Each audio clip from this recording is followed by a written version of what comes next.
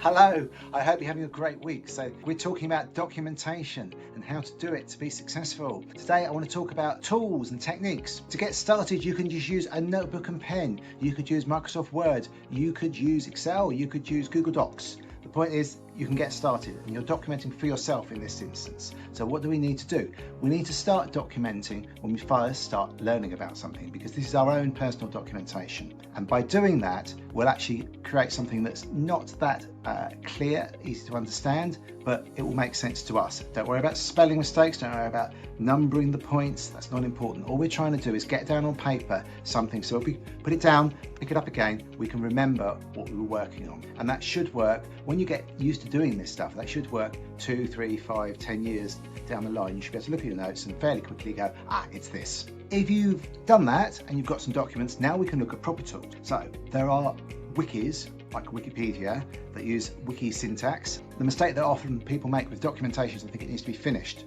But no, it needs to be started. The most important thing is to start. Once it exists, you can improve on it. If it doesn't exist, it's a bit like writing a book. You can't edit a book till it's written. So get writing.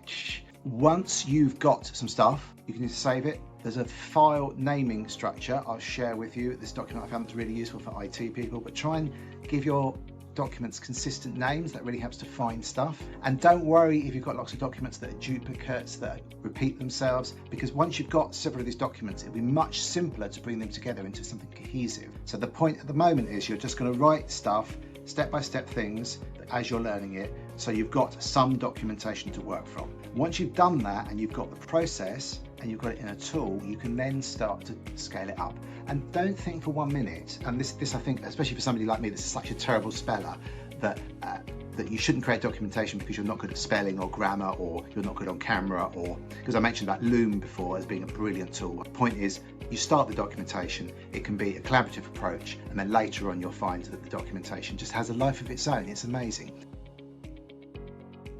So when you're creating documentation, to start with, we're going to create documentation for ourselves. That's going to get you into the habit of creating good documentation. When you go back to it in 2 years, you'll be able to go, it's this.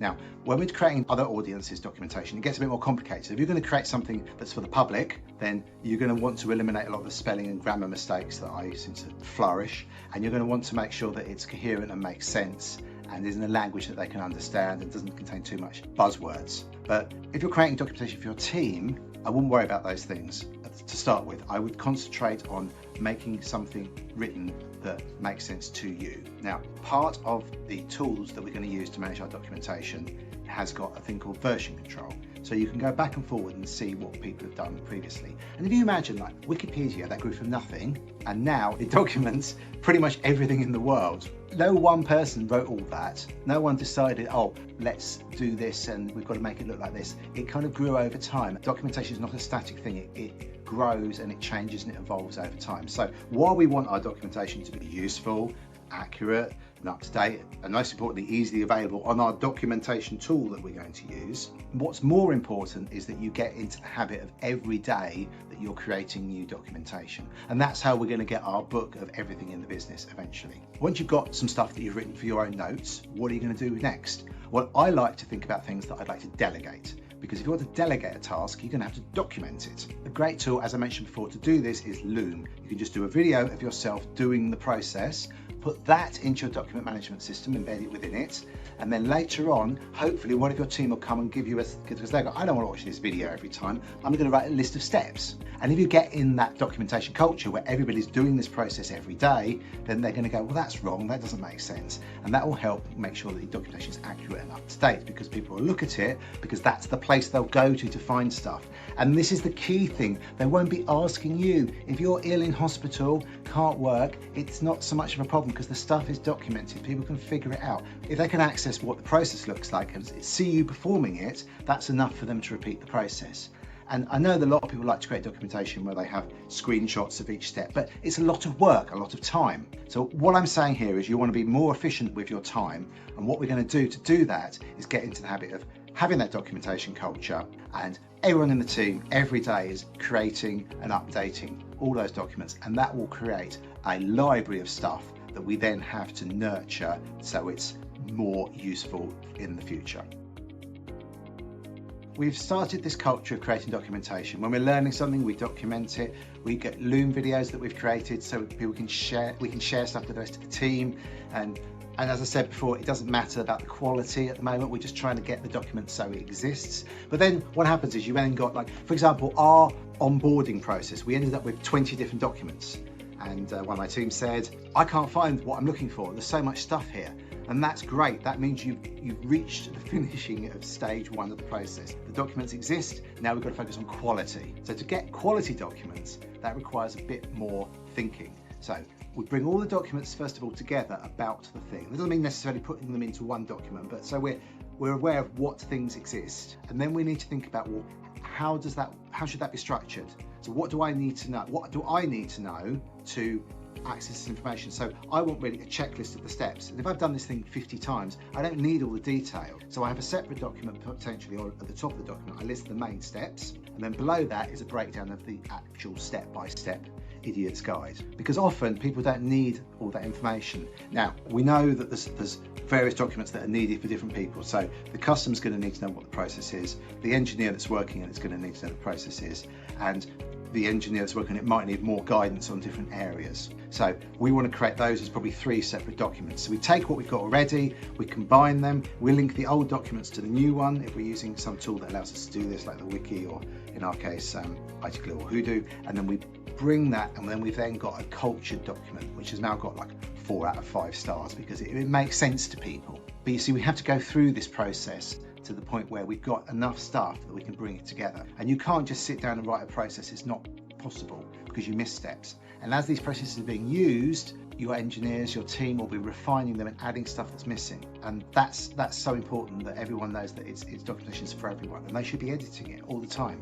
It doesn't matter if there's 200, 300 variants of the document, because over time it will evolve. If you go onto Wikipedia again, you've got that history of all the changes. So if you don't like the change, you can look at previous changes and you can change it again. Come up with a better compromise, a better way of saying it. So don't get stuck on this point where you're just creating documentation for the sake of documentation and you're not consolidating it down. You'll know when that's a problem because the documentation will be less useful than it was in the past.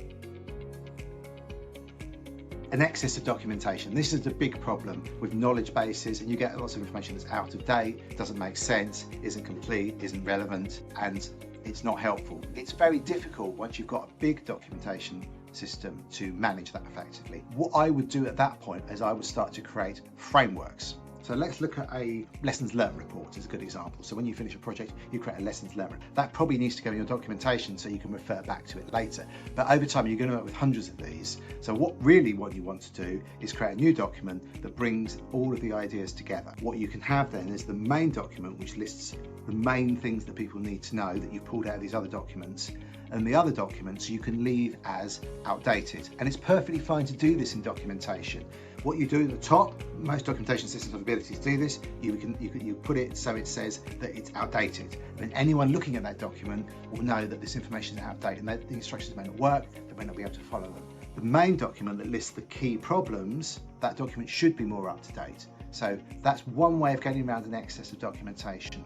And if you're naming the things sensibly when you create the documents, it will be easier to find stuff. Because remember, we want it to be the one place that people go to. And the problem is if you've got 5 different documentation systems people are using, or it's in some Word documents or some SharePoint libraries that's in the middle of nowhere, people will not look at it. It's got to be at the front of people's face. They've got to be using it every day. So as part of your documentation culture, it's fine that you grow stuff that isn't relevant and isn't useful anymore, but make sure you can easily identify that stuff. And that requires probably somebody to kind of get a little bit of time spent just bringing all this stuff together. And the subject matter expert's usually the best person to do this. And as I said before, you don't need a 50-page, 200-page document about stuff. No one's ever going to look at it. Just take the main points. So if we're documenting how to do something, how to install a piece of software, we don't put, and then you press next, and then you press next, and then you press next. Instead, what we do is we just highlight the points where you need to make a change. And then it's fairly obvious for somebody doing that process for the first time what they need to do. And if they've installed software before, which I think pretty sure everybody has, they'll just click next on the points where they don't need to do anything. So that's it. And I hope this is helpful. Let me know what you think in the comments. Thanks for watching.